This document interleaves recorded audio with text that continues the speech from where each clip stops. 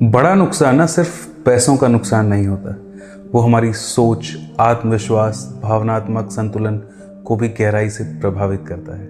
लोग सोचते हैं कि रिकवरी का मतलब है फिर से पैसे कमाना, पर असल में रिकवरी का असली अर्थ है खुद को दोबारा से समझना।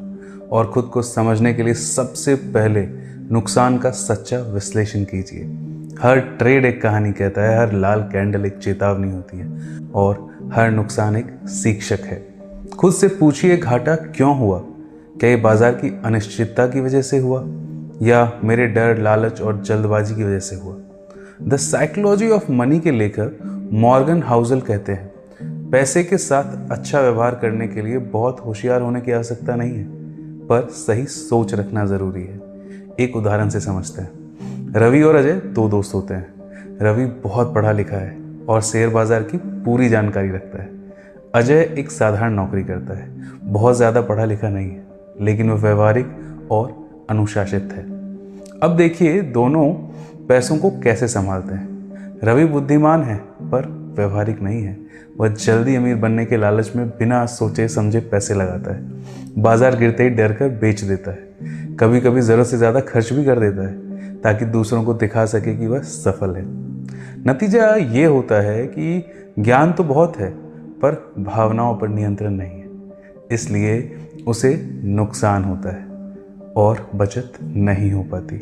अब अजय को देखते हैं। वह हर महीने अपनी आय का कुछ हिस्सा बचाता है। जल्दी अमीर बनने की कोशिश नहीं करता, बल्कि दीर्घकालिक निवेश करता है। खर्च सोच समझ कर करता है और कर्ज से दूर रहता है।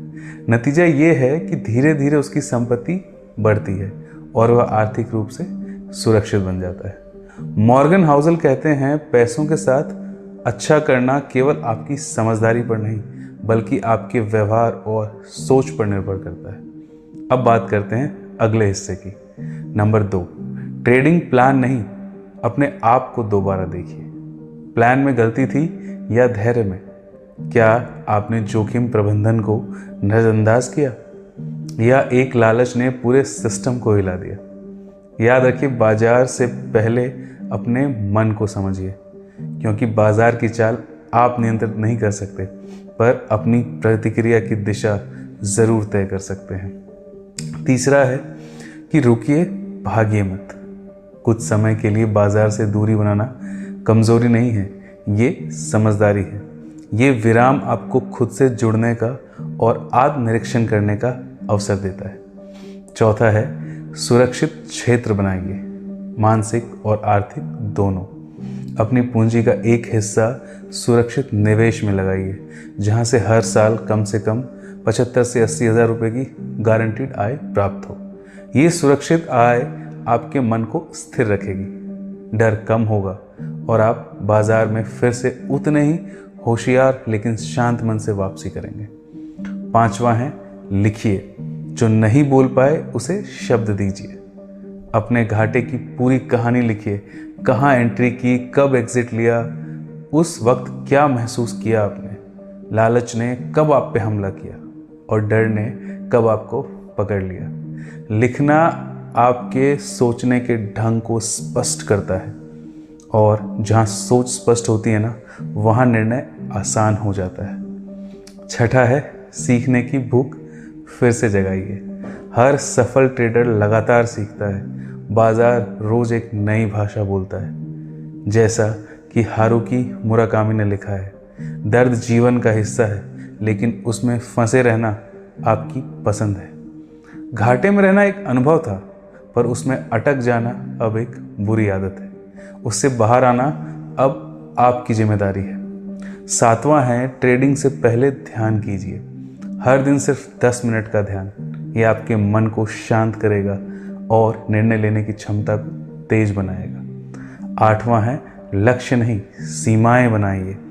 लक्ष्य ज़रूरी है, पर उनसे भी ज़्यादा ज़रूरी है आपकी सीमाएं। कितना नुकसान आप सह सकते हैं, कितने ट्रेड्स के बाद रुकना चाहिए। सीमाएं आपको बचाती हैं, लक्ष्य आपको आगे बढ़ाते हैं। संतुलन दोनों में है। नौवां है, अपनी पहचान को घाटे से अलग रखिए। आपकी वैल्यू बाजार की रिपोर्ट से तय नहीं होती, आप घाटा उठाने वाले इंसान हैं, घाटे में डूबे इंसान नहीं। हर इंसान से गलती होती है, पर जो उसे स्वीकार कर आगे बढ़ता है वही असली निवेशक बनता है। 10वां है वापसी नहीं, पुनर्निर्माण कीजिए। बाउंस बैक का मतलब सिर्फ पैसे की भरपाई नहीं है। बाउंस बैक का मतलब है हर नज़रिए के साथ, नई सोच के साथ नई शुरुआत करना, एक नई रणनीति, नई समझ और एक नए मन से। याद रखिए, बाजार एक युद्ध है, लेकिन सबसे बड़ी लड़ाई बाहर नहीं, आपके भीतर होती है। मिलते हैं अपनी अगली वीडियो में बैलेंस के एक और नए पर्सपेक्टिव के साथ।